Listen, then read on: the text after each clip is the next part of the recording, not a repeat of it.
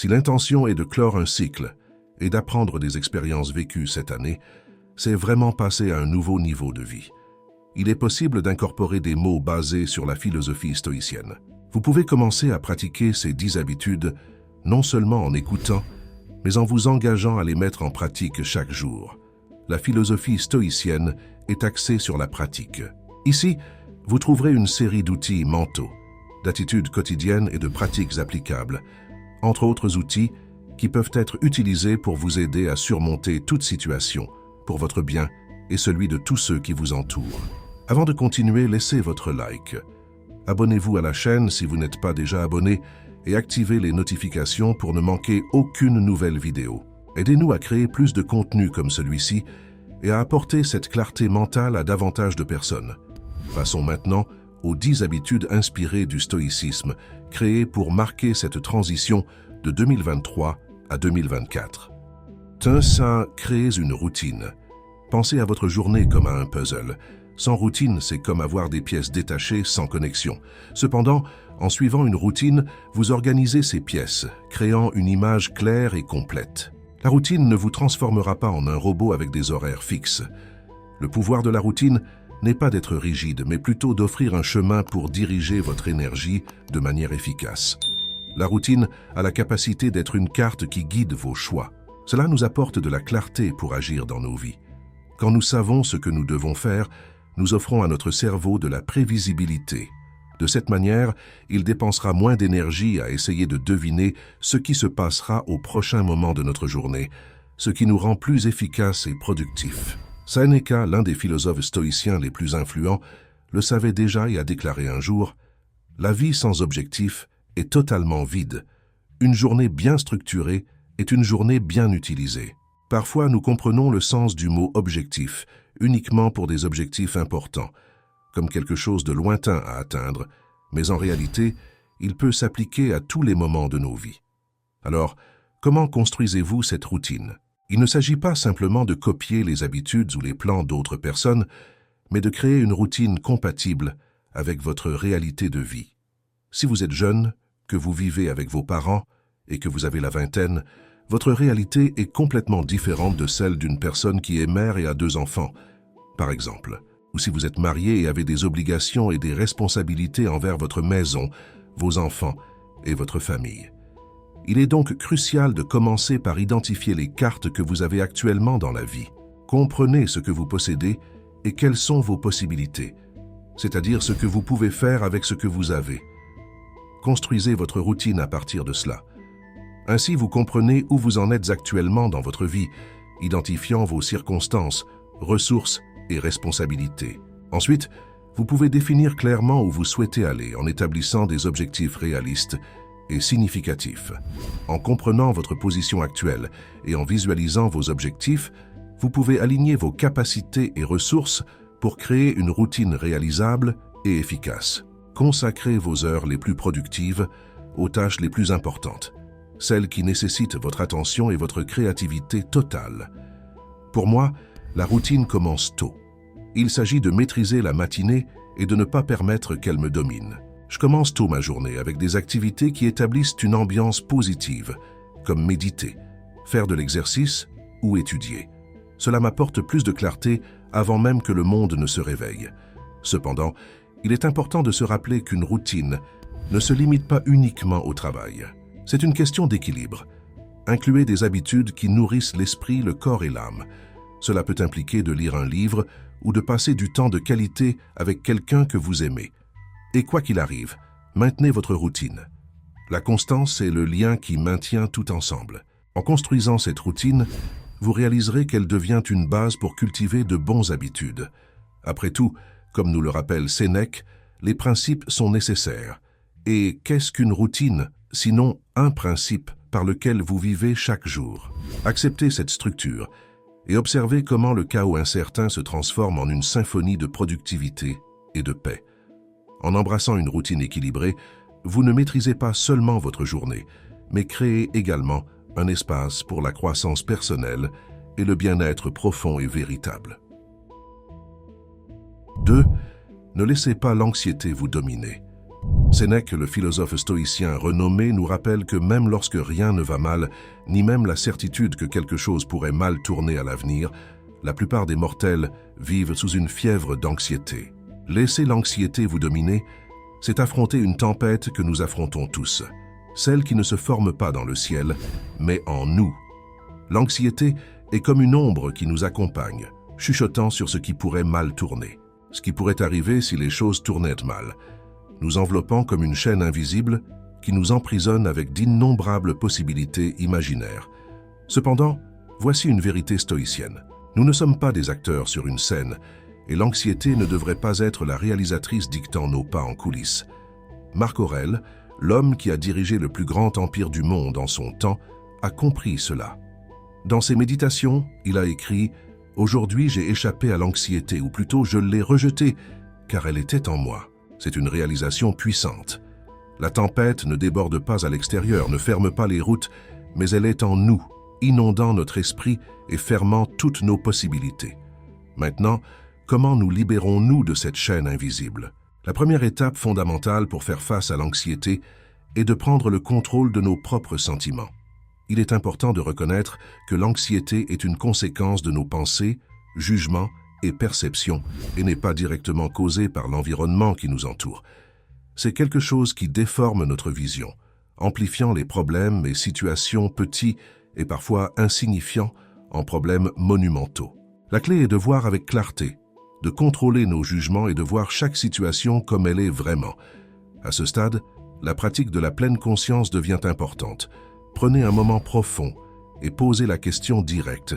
Cette préoccupation que nous ressentons est-elle le résultat de ce qui se passe maintenant ou vient-elle de la peur de ce qui pourrait arriver?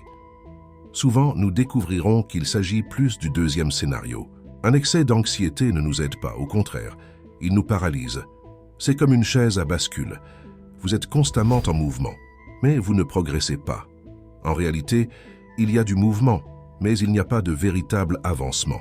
Dans la sagesse stoïcienne, nous comprenons qu'il est essentiel de transcender cette illusion et de chercher un équilibre serein face à l'incertitude. Par conséquent, en cette nouvelle année, ne souhaitez pas seulement, mais engagez-vous à vous libérer des chaînes qui nous attachent à l'anxiété. La différence entre souhaiter et s'engager est l'action. S'engager, c'est agir.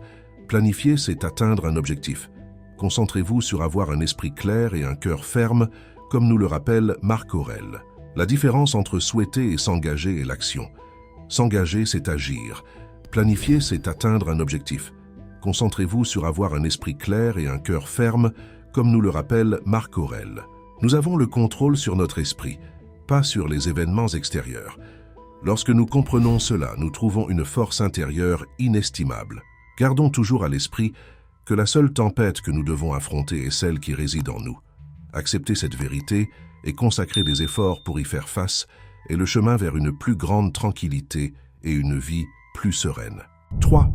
Commencez par de petits pas. George Washington, dont la détermination a façonné une nation, appréciait la sagesse contenue dans cette expression. Tout comme on plante une graine pour récolter un arbre, investir judicieusement dans de petites choses conduit à de grands rendements. Bien que simple, cette phrase porte des vérités profondes. La première d'entre elles est que le grandiose est construit à partir de petites choses, parfois minuscules, comme une graine. Dans la vie, les accomplissements grandioses résultent de la somme de petites actions de notre quotidien.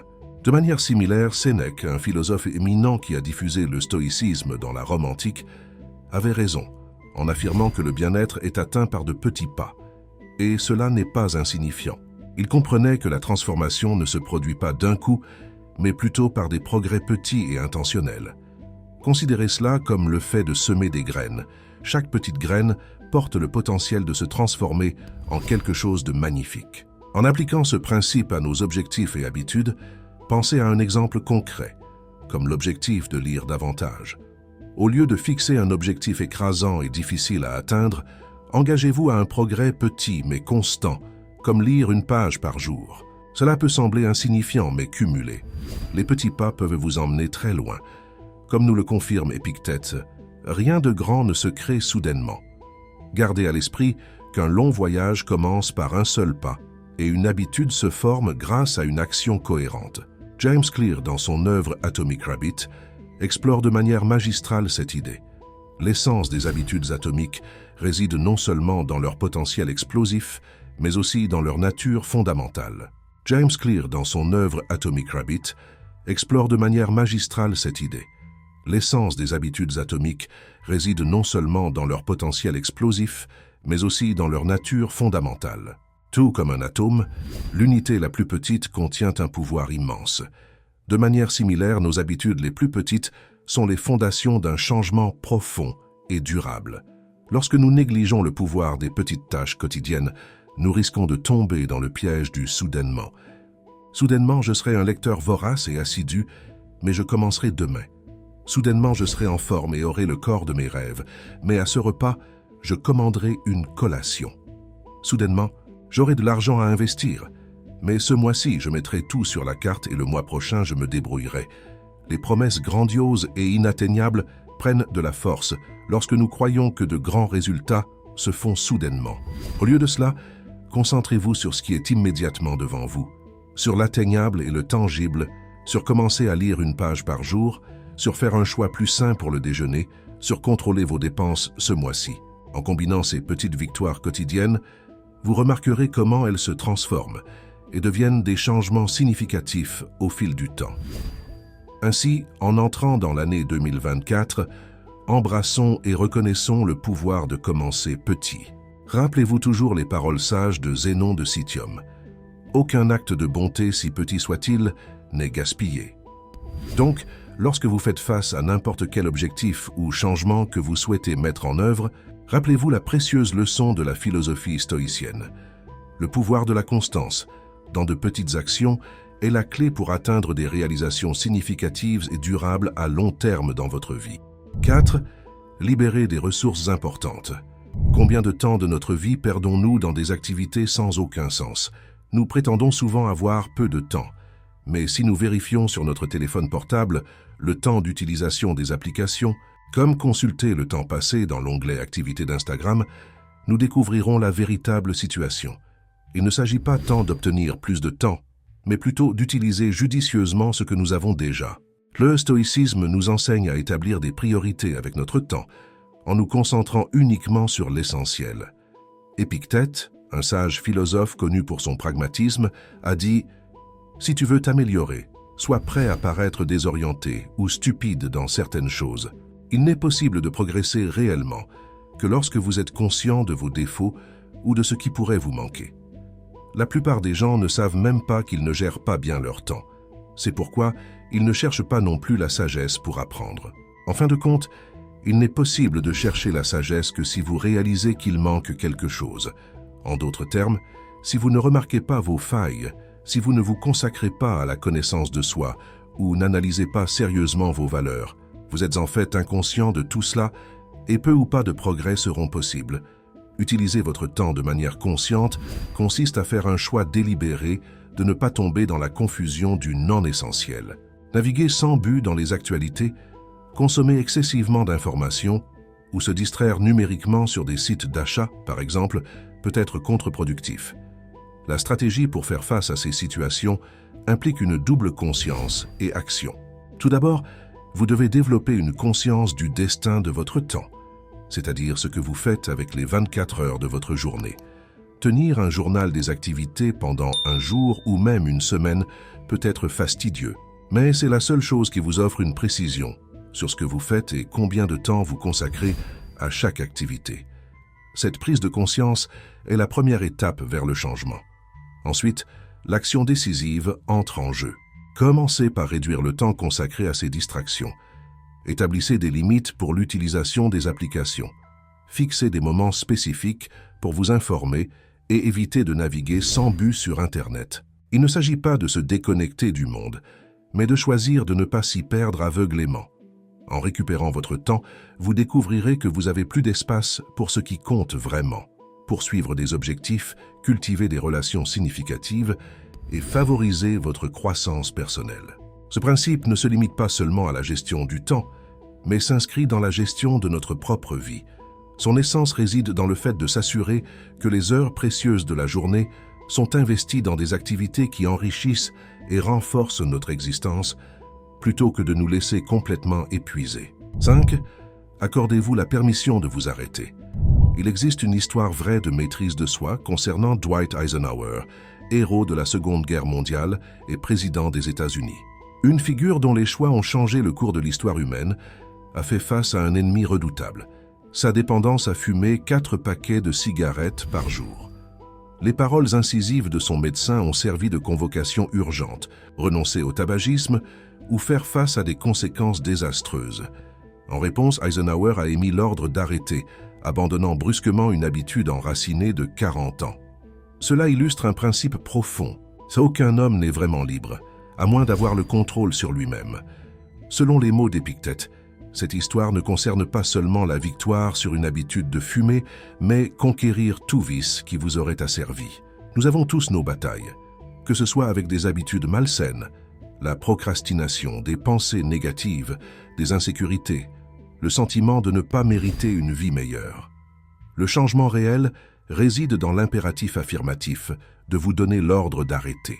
Lorsque vous affirmez le contrôle sur vos impulsions, au lieu de les laisser vous contrôler. Sénèque, un autre sage stoïcien, a observé que nous sommes tous esclaves de quelque chose, mais la beauté du stoïcisme réside dans la reconnaissance que nous avons les clés mentales et psychologiques de nos propres chaînes. Comment appliquer cela à votre vie? Identifiez cette unique chose. Peut-être est-ce cette tasse de café supplémentaire, le défilement sans fin sur les réseaux sociaux, la procrastination alors que vous avez un travail à rendre, fumer une cigarette de plus avec des amis au travail, boire trop lors des fêtes, ou toute habitude qui est plus un obstacle qu'une aide. Reconnaissez son impact sur votre vie et prenez une décision ferme et énergique d'arrêter. Il ne s'agit pas d'un changement progressif. C'est une action définitive et délibérée, quelque chose que vous voulez faire. N'imprimez pas le passé dans vos actions présentes. En vous donnant l'ordre d'arrêter, vous ne brisez pas seulement une habitude, vous revendiquez votre liberté. En entrant dans l'année 2024, emportez ce message avec vous. Vous êtes le commandant de votre destin et la première ordre est de vous maîtriser vous-même. 16. Faites quelque chose qui vous mette au défi. Avec une vie rendue si facile par la technologie, comment pouvons-nous nous mettre au défi? Croyez-le ou non, ce n'est pas seulement le fait de vivre entouré de technologie qui nous fait nous complaire.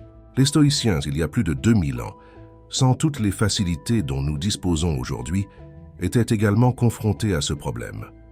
En commençant chaque nouvelle année, Sénèque ne se contentait pas d'établir des résolutions, mais pratiquait la souffrance volontaire, un exercice que les stoïciens considéraient comme fondamental pour développer la résistance mentale face à l'adversité.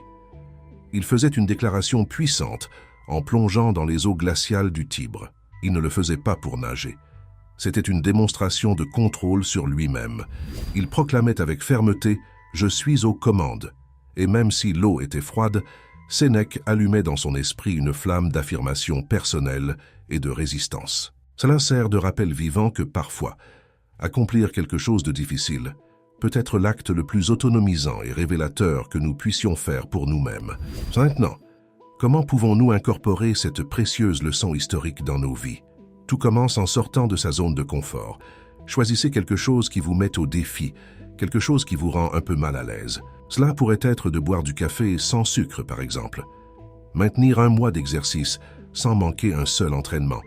Se réveiller 1 heure plus tôt pour méditer et étudier. Affronter une douche froide ou même changer la routine et apprendre une nouvelle compétence. L'activité en elle-même est un moyen. Le but de l'action est d'élargir vos propres limites personnelles. Dans les moments d'inconfort, nous vivons une croissance personnelle remarquable. C'est dans ces moments que nous découvrons vraiment de quoi nous sommes capables. L'essence de cette pratique ne réside pas seulement dans la difficulté elle-même, mais dans la réaffirmation de notre volonté sur nos propres instincts. C'est un témoignage de notre force intérieure, une démonstration claire que nous sommes bien plus que nos peurs et nos indécisions.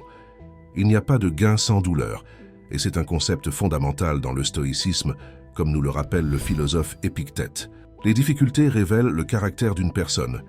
En 2024, mettez-vous à l'épreuve. Selon les stoïciens, c'est dans les moments difficiles que nous connaissons notre véritable nature et notre force intérieure. 7. Ne retardez pas votre progression. Parfois, nous sommes tellement habitués à nos vies que même si nous voulons vraiment progresser, nous avons peur du changement, et des situations qui étaient temporaires deviennent une réalité permanente. Il suffit de penser à un meuble ou à un objet à la maison qui s'est cassé et au lieu de le réparer, nous finissons par vivre avec une adaptation improvisée pendant des années, une bricole. Le message ici est de ne pas avoir peur du changement. Faites face à la transformation comme si vous vous aventuriez dans le monde incroyable du surf. Si vous résistez, vous serez emporté par les vagues de la vie, mais si vous vous adaptez, vous vous écoulez facilement. Marco Aurelio, dans ses réflexions profondes, a pensé à la façon dont la vie change toujours. Comprendre que la vie est un flux constant de transformation est important. En craignant le changement, nous perdons les innombrables opportunités qu'il peut apporter. Il ne s'agit pas seulement de ne pas craindre le changement, mais aussi de changer vos perspectives, de le recevoir d'une nouvelle manière, en le considérant comme une partie naturelle du progrès. C'est une fenêtre ouverte vers la croissance, l'apprentissage et l'exploration de nouvelles expériences. Cette année, défiez-vous de sortir de votre zone de confort, que ce soit par de petits pas, en décidant d'apprendre quelque chose de nouveau, ou par de grands pas, comme un changement de carrière ou même une réévaluation de votre perspective. C'est précisément dans les moments d'incertitude et de nouveauté que nous trouvons souvent la plus grande croissance personnelle et la satisfaction la plus profonde. De plus, cultivez une mentalité d'adaptabilité comme un arbre qui se penche avec le vent, mais qui reste ferme. Apprenez à être flexible face au changement. L'adaptabilité ne signifie pas être passif, mais plutôt trouver activement des moyens de prospérer et de croître dans de nouveaux contextes et circonstances. 8. Aimant attire aimant. Établir des connexions avec des personnes qui contribuent à votre croissance est fondamental. L'influence de ceux qui nous entourent va au-delà de ce que nous avons l'habitude de percevoir. Bien que cette idée ne soit pas nouvelle, les stoïciens tels que Sénèque l'ont profondément comprise dans ses écrits. Il a souligné la valeur de s'entourer d'individus qui favorisent le développement et la sagesse en parole. Associez-vous à ceux qui vous ont rendu meilleur. Ce concept ne se limite pas seulement au domaine de l'amitié, mais à toutes les personnes qui nous influencent et qui façonneront votre caractère et votre vie. Les personnes avec lesquelles nous partageons la majeure partie de notre temps reflètent généralement les qualités que nous admirons et que nous souhaitons pour nous-mêmes. C'est pourquoi nous devons réfléchir et évaluer avec qui nous vivons et sommes influencés. La recherche n'est pas de trouver des personnes parfaites, mais d'identifier celles qui nous défient, favorisent la croissance et sont alignées sur nos valeurs. L'idée n'est pas de s'associer uniquement avec des personnes qui vous complimentent, surtout si ces compliments sont vides, mais plutôt avec des personnes qui vous influencent à devenir meilleurs. Construisez votre propre cercle stoïque, pratiquez des activités qui nourrissent votre esprit et votre âme, et devenez également une personne que d'autres veulent fréquenter, surtout si ces compliments sont vides, mais plutôt avec des personnes qui vous influencent à devenir meilleurs. Construisez votre propre cercle stoïque, pratiquez des activités qui nourrissent votre esprit et votre âme, et devenez également une personne que d'autres veulent fréquenter. Comme Sénèque l'a sagement dit, nous apprenons en enseignant. Lorsque nous nous entourons de personnes qui nous poussent à atteindre notre meilleur moi, nous ne nous contentons pas de rester à la hauteur des circonstances, mais nous dépassons les attentes que l'année 2024 soit une période où nous prenons soin attentivement de notre jardin d'influence, nous assurant que chaque individu qui le compose contribue de manière significative à notre parcours personnel de croissance et d'accomplissement personnel. 9. Apprenez à dire non. Apprendre à refuser quoi que ce soit est devenu une compétence fondamentale pour maintenir la concentration et atteindre la clarté mentale. Marc Aurèle, un leader confronté aux complexités de gouverner un empire, a compris l'importance du discernement. Sagement, il a souligné que beaucoup de nos actions ne sont pas essentielles. En rejetant le superflu, non seulement nous libérons un temps précieux, mais nous élargissons également notre capacité à nous concentrer sur ce qui compte vraiment, en créant un espace significatif, en démêlant le chaos qui entoure notre vie quotidienne. Pour incorporer ce principe dans notre existence, il est crucial d'évaluer soigneusement nos engagements. Sont-ils alignés sur nos valeurs et nos objectifs personnels? Être occupé n'est pas produire. Vous pouvez être occupé toute la journée et pourtant, à la fin de la journée, ne pas avoir accompli grand-chose. Et avec les milliers de distractions d'aujourd'hui, cela devient facile et possible.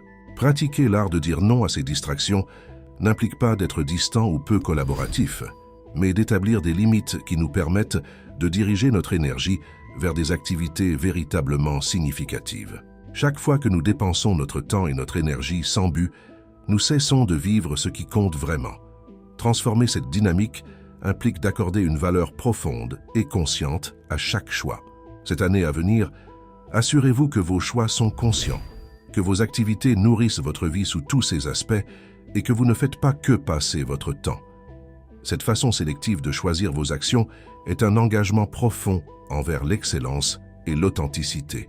Ça est prendre la décision consciente d'investir notre temps et nos efforts dans ce qui façonne notre essence, stimule notre croissance et nous aide à forger la vie que nous voulons vraiment vivre. En vous engageant de cette manière, vous ne dites pas seulement oui à des activités spécifiques, mais vous affirmez votre engagement envers ce qui compte vraiment dans votre vie. Définissez ce qui sera essentiel pour votre vie et, en 2024, apprenez à dire non à ce qui n'est pas défini. 10. Retrouvez le rythme. Marc Aurèle est devenu célèbre en tant que dernier des 5 bons empereurs pour son gouvernement et sa capacité à se relever et à recommencer.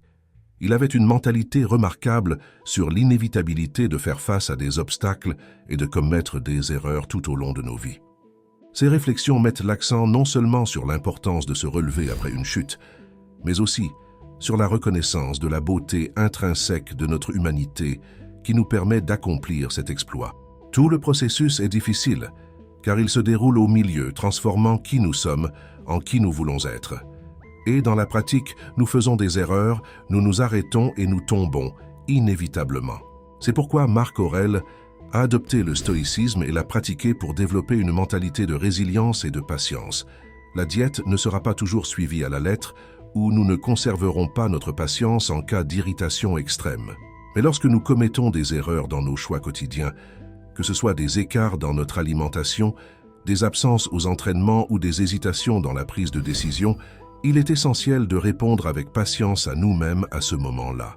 L'éducation nécessite une correction. La correction par la punition ne fonctionne pas pour changer votre conscience. Elle fonctionne seulement temporairement par la peur. Autrement dit, si vous commettez une erreur de ce genre et que vous vous enfoncez dans l'autocritique, vous vous insultez, vous humiliez ou vous rabaissez, la prochaine fois, vous pourrez peut-être continuer, mais ce ne sera pas parce que vous aurez appris, mais plutôt par peur. Lorsque vous vous diminuez en raison d'une erreur, il y a de fortes chances que vous cessiez d'essayer de progresser. Reconnaissez l'erreur et relevez la tête. Replacez-vous sur le bon chemin. Comme Marc Aurèle nous le rappelle, retrouvez vos sens. Reconnectez-vous. Et une fois de plus, réveillez-vous. Adoptez cette dernière habitude est là où réside la véritable transformation. Il s'agit d'enraciner l'habitude de l'autocompassion et de la persistance, à chaque retour sur le bon chemin.